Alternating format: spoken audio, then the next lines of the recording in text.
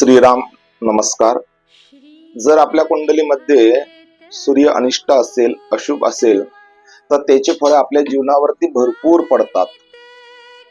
आत्मविश्वासाची कमतरता असते, हाडांचे त्रास होतात, अशक्तपणा येतो, मानसिक स्थिरता राहत नाही, यश मिळत नाही, उच्च अधिकारी जे असतात त्यांच्याशी संबंध बरोबर राहत नाही, प्रगती होत नाही, प्रमोशन होत नाही।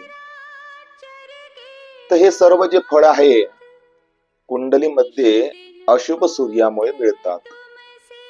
जर तुम्ही घरामध्ये तांब्याच्या धातूचा सूर्य बनवून त्याची दररोज पूजा केली व दररोज आदित्य हृदय स्तोत्राचा पाठ केला, तर तुमच्या कुंडलीतला सूर्य निश्चित शुभ फळ देईल आणि तुमच्या आत्मविश्वासामध्ये सुद्धा वाढ होईल।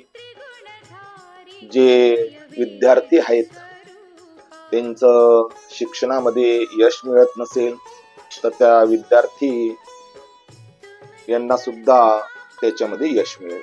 तर हा नक्की उपाय करून बघा, तुम्हाला निश्चितच याचे फळ मिळतील। श्रीराम श्रीराम।